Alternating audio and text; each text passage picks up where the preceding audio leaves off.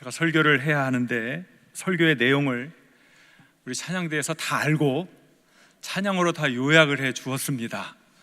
어떻게 해야 돼요? 내려가야 되나요? 솔로몬의 영화보다 믿음의 축복을 바로 그것이지요. 오늘 우리가 읽은 이 말씀은 너무나 익숙한 내용입니다. 예수님께서 한 알의 밀을 이야기합니다. 이 한 알의 밀알이 가만히 있으면 자기 혼자 있을 수 있다. 하지만 죽어 썩어지면 많은 열매를 맺게 될 것이다.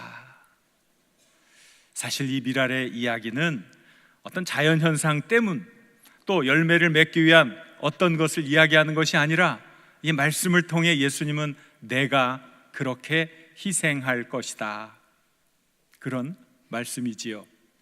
그 후에 예수님은 뭐라고 얘기했습니까?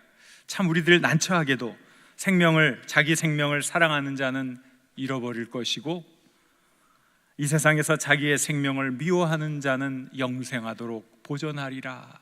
우리로 하여금 우리의 생명을 돌보지 말라고, 우리의 안위를 포기하라고 참으로 난처한 말씀을 해주는 것 같습니다. 참 어려운 말씀입니다. 무엇입니까? 솔로몬의 영화를 너희들이 추구하며 살았다면 그것은 잘못된 삶이고 잘못된 인생의 길이니 이제는 그것을 버리고 우리 주님이 기뻐하시는 삶을 살아야 하지 않겠니?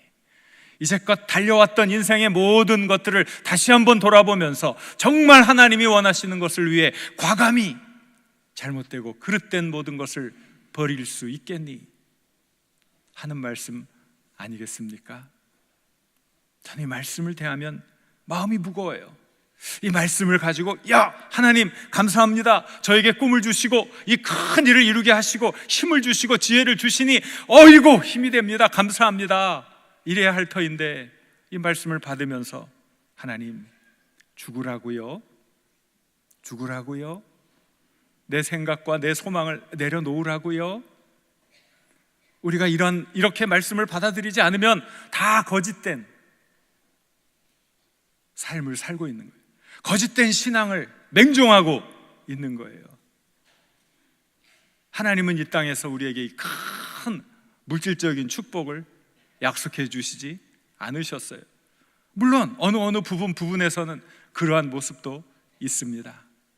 하지만 정말 관심을 우리가 가져야 할 것은 하늘의 보화, 이 땅에 재물을 쌓아두는 것이 아니라 하늘의 재물을 쌓아두라 계속 말씀해 주신 것이지요.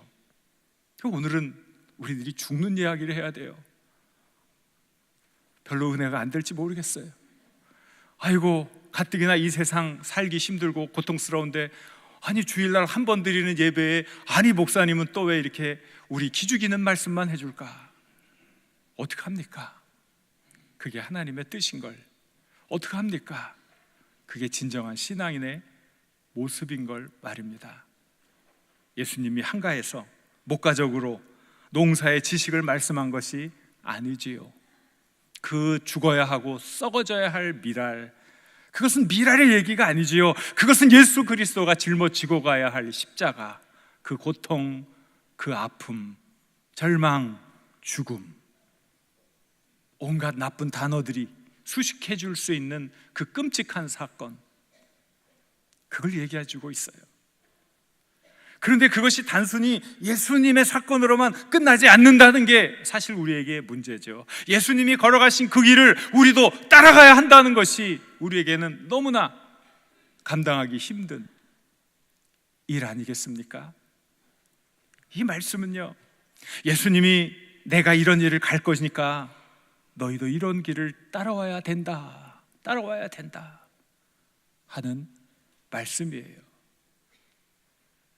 그 길을 따라갈 때 우리가 진정 예수님의 제자가 되는 것이고 진정 신앙인으로 삶을 살아가는 것입니다. 우리가 이것을 알아야 돼요. 예수님은 분명히 왜 이 땅에 왔는지를 알고 있었어요. 여기서 이 한 알의 밀은 예수님 스스로를 가르치는 거예요. 그리고 내가 썩어야 한다, 죽어야 한다 하는 것을 말씀해 주고 있어요. 그러나 그 죽음, 그 썩어짐은 무의미하게 존재가 사라지는 것이 아니에요. 더 아름답고 더 위대하고 하나님의 섭리를 이루는 위대한 일에 자신을 희생시키는 거예요.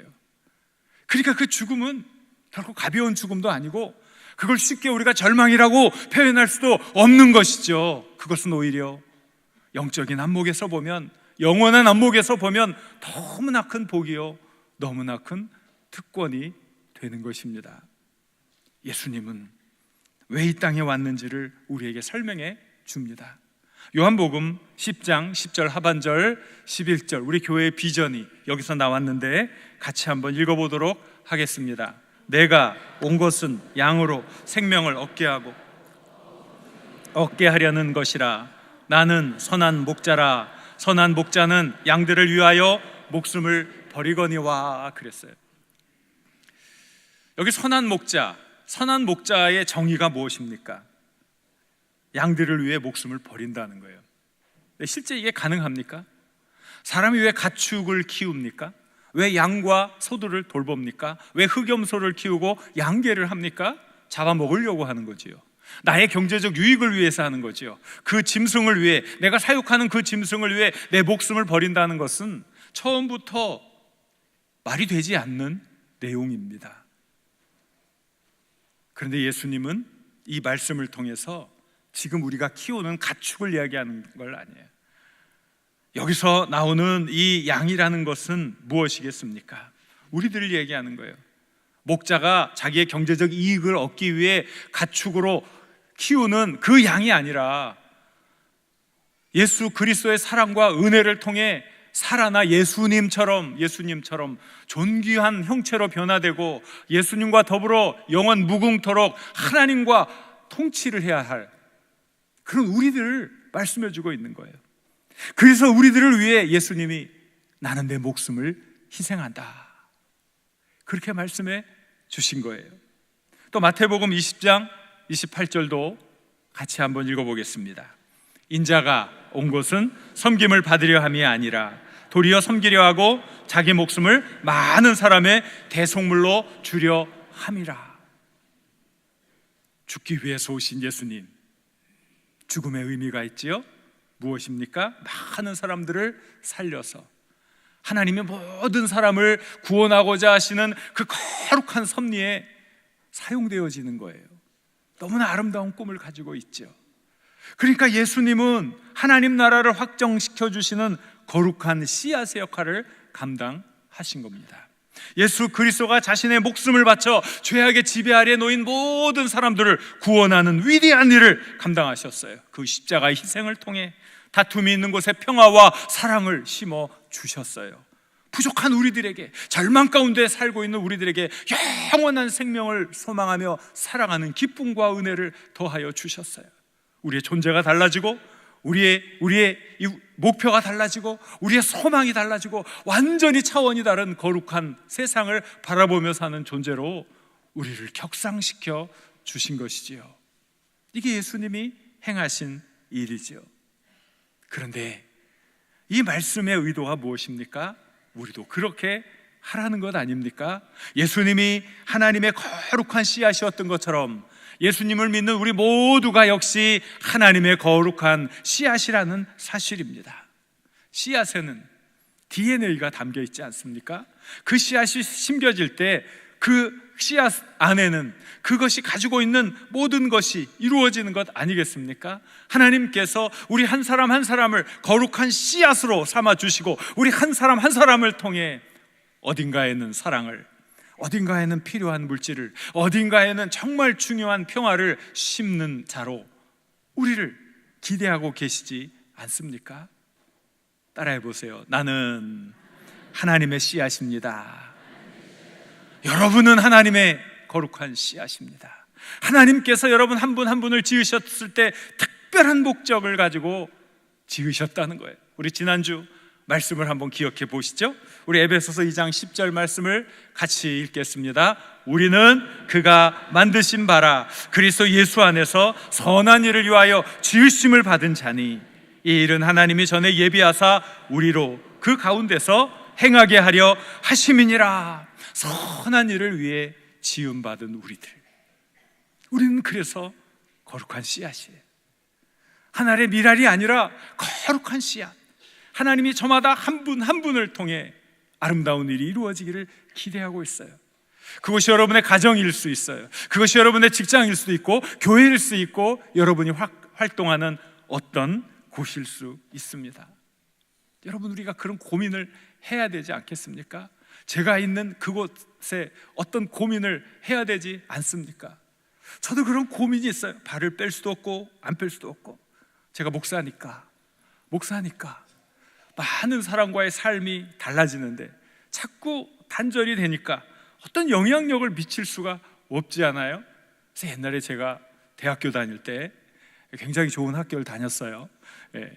그 대학교에 ROTC를 했는데 그 친구들이 단체 카톡방을 만들어가지고 계속 하는데 맨날 보면 우리 언제 만나서 술 먹자, 우리 언제 만나서 등산 가자, 번개 산행하자, 계속 그런 게 올라오는데 제가 나갈까 탈퇴할까 말까 하면서도 탈퇴하지 못하는 한 가지 이유, 목사인 동기가 한 사람 있는데 언젠가 선한 영향력을 미칠 수 있지 않을까, 그런 기대감을 가지고 그런 얘기를 하는 거지요. 그런 기대감을 가지고 내가 지금 목사 일을 하니까 나설 수는 없지만 뒤에서 우리 동기들이 잘 되기를 기도하겠습니다, 이렇게 했더니만요, 단체 카톡방에서 딱 빠져나와가지고 개인이 카톡을 딱 했어요. 야, 반갑다, 나 어느 교회 집사야. 그래요. 그래, 우리 거룩한 씨앗이지. 어딘가 하나님이 우리를 갖다 놓으셨는데 그 일 하라고, 바른 일 하라고, 좋은 일 하라고, 이 세상에 다툼과 싸움이 많은 이곳에 정말 하나님의 큰 일들을 잘 감당하라고 우리를 갖다 놓으셨는데, 우리들이 그러한 생각들을 갖지 않으면 우리들이 하나님의 말씀을 그냥 귓등으로 듣고 흘리는 것에 지나지 않습니다. 여러분 기억하십시오. 여러분 하나님의 씨앗입니다. 하나님께서 큰 목적을 가지고 이곳 저곳에 심어 놓으신 하나님의 씨앗, 이제 그 씨앗들은 성장하고 자라 아름다운 열매를 맺어야 하지 않겠습니까? 물론 그 길이 어렵고 힘들지 모릅니다. 그러나 그것을 통해 분명히 하나님은 큰 복을 여러분들에게 더하여 주실 것입니다. 우리들이 이 씨앗에는 그 DNA가 있다고 그랬죠. 사과나무에 씨앗을 심으면 뭐가 나와요? 우리 나중에 사과를 얻을 수 있을 거예요. 굉장히 바보 같은 질문을 제가 하네요. 복숭아 씨앗을 심으면 뭐가 나올까요? 나중에 복숭아가 나오겠죠. 너무나 잘 알아요. 그런데 우리는 이것을 알면서도 우리는 이런 행동을 하면서 이런 결과가 나오기를 기대한단 말이죠. 그렇지 않습니까? 이런 결과를 원하면 여기에 맞는 행동을 해야 하는데 이런 결과를 기대하면서도 행동은 여전히 이렇게 한단 말이죠. 자, 성경을 통해 확인해 볼까요? 갈라디아서 6장 7절 8절 말씀 같이 읽겠습니다. 스스로 속이지 말라. 하나님은 업신여김을 받지 아니하시나니 사람이 무엇으로 심든지 그대로 거두리라. 자기의 육체를 위하여 심는 자는 육체로부터 썩어질 것을 거두고 성령을 위하여 심는 자는 성령으로부터 영생을 거두리라 그랬어요. 우리 씨앗에 대한 이야기를 하고 있는데 우리들이 무엇을 심을까? 거룩한 목적을 가지고 있으면 거룩한 것을 심어야 되죠. 그 과정이 중요해요. 그런데 우리 스스로를 자꾸 속인다는 거예요. 이런 목적을 위해 했으면 그거에 맞는 일을 해야 하는데 엉뚱한 기대를 하는 거예요. 엉뚱하게 죄악은 자꾸 저지르면서 나는 선한 일을 하는 것처럼 그렇게 홍보를 하는 거예요. 정치인들이 사람들로부터 표를 얻어야 하니까 참신한 정치인의 그러한 이미지를 가지고 사람들에게 접근을 해요. 그러나 뒤로 보면 그가 가지고 있는 권력을 가지고 사람들과 결탁을 하고 사람들을 힘들게 하고 정의를 굽히는 그러한 일들을 하는 거예요. 매일매일 매스컴을 들끓게 하는 사건들이 뻥뻥 터져 나오는 이유가 무엇입니까? 계속 스스로를 속이고 있는 거예요. 스스로를 속이고 있는 거예요. 우리 조상들은 얼마나 지혜로운지 이 갈라디아서 6장 7절의 말씀을 아주 그냥 명쾌하게 정리를 해 주었어요. 뭐라고 정리를 해 주었을까요? 콩이거든요. 팥이거든요. 뭐예요? 콩 심은데 콩 낳고 팥 심는데 팥 난다는 거예요. 너희들이 그 결과에 맞는 행동을 하지 않고 어찌 그걸 거둘 수 있겠느냐. 우리 얼마나 조상들이 지혜롭습니까? 우리들이 그런 일들을 잘 감당하는 게 중요해요. 예수님이 이 어렵고 힘든 일들을 다 감당했을 때 끝난 것으로 알았어요. 다 실패한 것으로 알았어요. 그런데 그 예수님을 하나님이 들어 올리셔서 모든 무릎이 그 예수의 이름 아래 꿇게 하시고 예수님을 높여주시지 않았습니까? 오늘 주신 말씀의 마지막에도 그 말씀이 분명히 기록되어 있지 않겠습니까? 않습니까? 사람이 나를 섬기면 내 아버지께서 그를 귀히 여기시리라. 사람이 보는 끝이 아닙니다.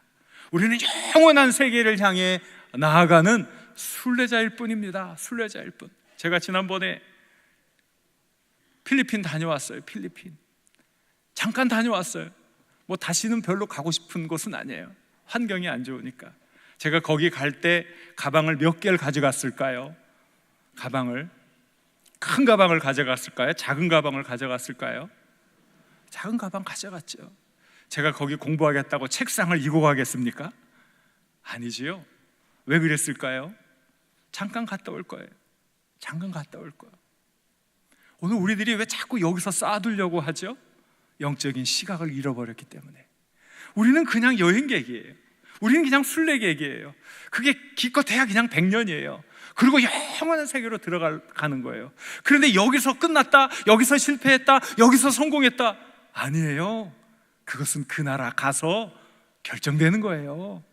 예수님이 다른 사람들이 볼 때, 권력자가 볼 때, 부귀영화를 누린 사람이 볼 때 초라한 한 사람의 범법자처럼 십자가에 달려 돌아가셨지만 영원한 세계의 안목에서 보면 예수님은 하나님의 그 뜻을 이루시고 영원한 세상, 영원한 시간 동안 모든 것을 통치하시는 만왕의 왕으로 서게 되신 겁니다. 그러니까 우리들이 이러한 영적인 시각을 가지고 나아가는 게 굉장히 중요합니다. 사랑하는 여러분, 우리가 무엇이라고요? 하나님의 씨앗이, 하나님의 씨앗. 우리들이 지금 어디로 갈 것인가, 이리로 갈 것인가, 저리로 갈 것인가, 그것이 우리의 결과물을 우리가 얻게 되는 거예요. 그런데 우리는 이 세상의 시각에서 이걸 보면 안 되는 거예요. 세상의 시각에서 성공과 실패가 아니라 영원한 시각에서 과연 무엇이 성공이고 무엇이 실패인지를 잘 가늠하고 그 길을 따라가는 거예요. 그것이 하나님이 우리에게 주실 복을 우리의 것으로 만드는 일입니다. 그리고 중요한 것은 무엇이냐면요, 우리 한국 사람들은 건너뛰는 걸 좋아해요. 제가 미국에서 공부할 때 많이 힘들었던 것 중에 하나가 이제 몇 가지가 있었는데, 물론 영어가 안 되는 거는 뭐 아주 굉장히 어려운 일이고요. 또 공부를 하면서 정말 어려운 게 창조적인 사고를 우리 한국 사람이 많이 못하는 거. 그것 때문에 굉장히 어려웠어요. 자꾸 책에 있는 얘기하지 말고 그 책에 있는 내용은 다 책에 있으니까 그건 간단히 요약 정리해서 얘기하고 네 생각이 뭐냐, 네 생각이.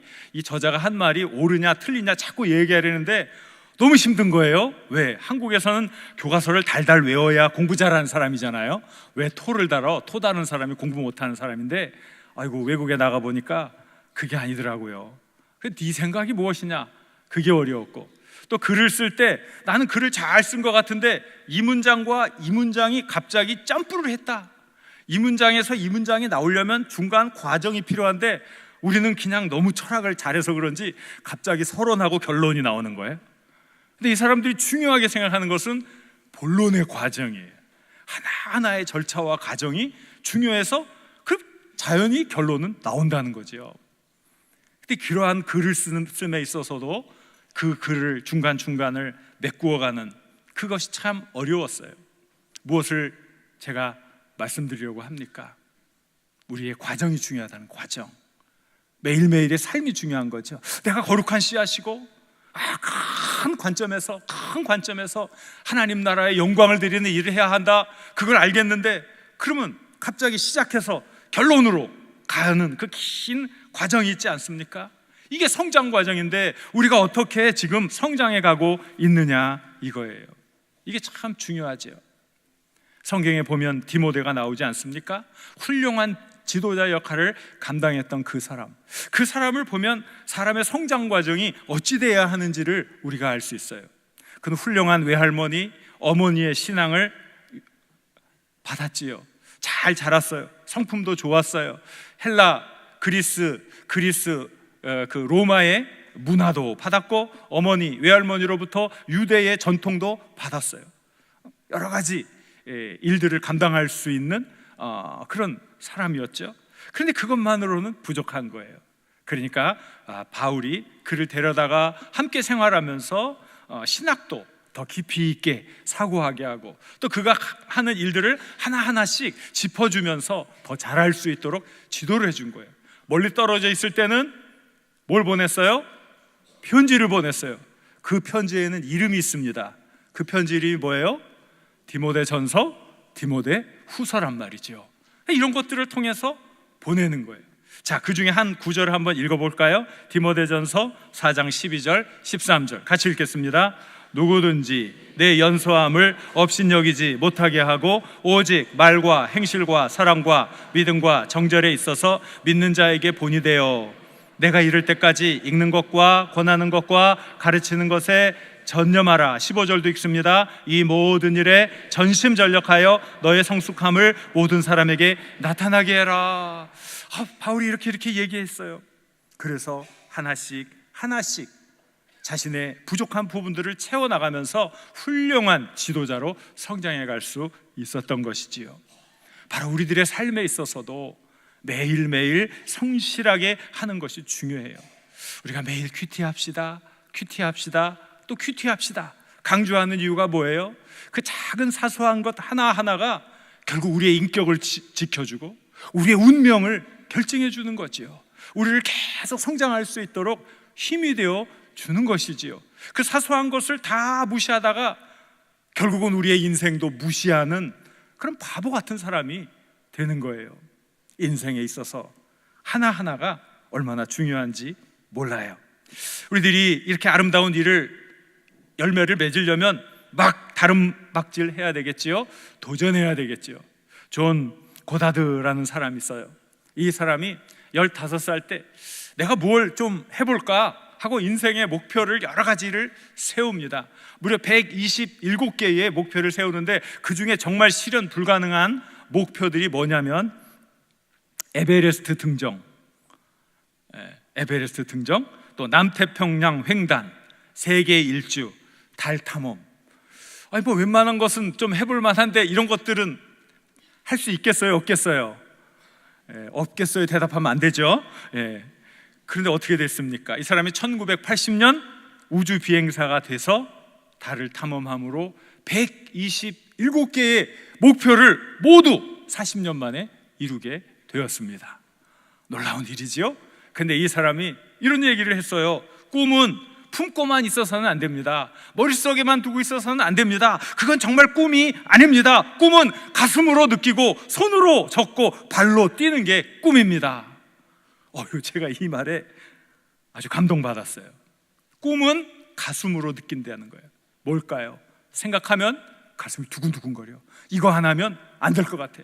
밤에 잠자리에 들었다가도 너무 가슴이 두근두근거려서 이불을 탁 차고 일어날 수 있게 하는, 그게 가슴으로 느끼는 것 아니겠어요? 손으로 적고는 뭐겠어요? 보다 구체적으로 계획해서 목표를 세우는 그런 것 아니겠습니까? 발로 뛰는 건 뭐예요? 그 일을 이루기 위해서 열심히 하는 일 아니겠어요? 그게 좋은 습관, 그런 습관들을 들여놓으면 우리의 이 과정을 통해 우리의 소중한 비전들이 이루어지는 거죠. 몇 년 전에 이 세상을 타계한 스티브 잡스, 그 사람이 그 2005년도에 스탠퍼드 대학교 졸업식에 연사로 초청을 받았어요. 굉장한 영광이지요. 대학교에서 졸업식 연사로 초청받는다는 건. 근데 이분이 굉장히 유명하잖아요. 애플이라는 회사를 만들어서 세계 경제를 좌지우지했던, 지금도 이 애플의 영향력은 막강하지 않습니까? 근데 자신의 인생에 있어서 자신의 인생의 전환점이 된 것들을 자신은 점이라고 표현을 한대요. 많은 내 인생에 수많은 점들이 있었다고. 그런데 그 점들 중에 내 인생에 큰 영향을 준 3개의 점이 있었는데 그 3개의 점을 이야기해 주겠노라 하고 졸업생들에게 이야기를 했어요. 그 첫 번째 점이 무엇이냐면 스티브 잡스가 대학교를 자퇴하기로 결심한 순간입니다. 그는 입양합니다. 자신의 부모가 입양을 한 사람. 근데 그 입양한 부모님들이 참 사랑을 많이 해주시고 또 열심히 돈을 벌어서 비싼 학비를 대주는데 이 스티브 잡스가 그 양부모님에게 너무나 미안했던 거예요. 내가 이렇게 우리 부모님 힘들게 일하게 하시면서 대학을 꼭 다닐 필요가 있나 생각하면서 그는 결단을 합니다. 자퇴를 합니다. 그래서 그는 대학을 졸업하지 않지요. 그러면서 그때부터 영감이 이끄는 대로 흥미로운 강의를 찾아서 청강을 했다고 합니다. 그때 우연히 듣게 된 강의 하나가 서체가 뭐예요? 영어로 폰트에 대한 강의를 듣게 되면서 영감을 받아 10년 뒤에 그 서체의 원리를 가지고 애플의 매킨토시에 탑재하게 된 것이죠.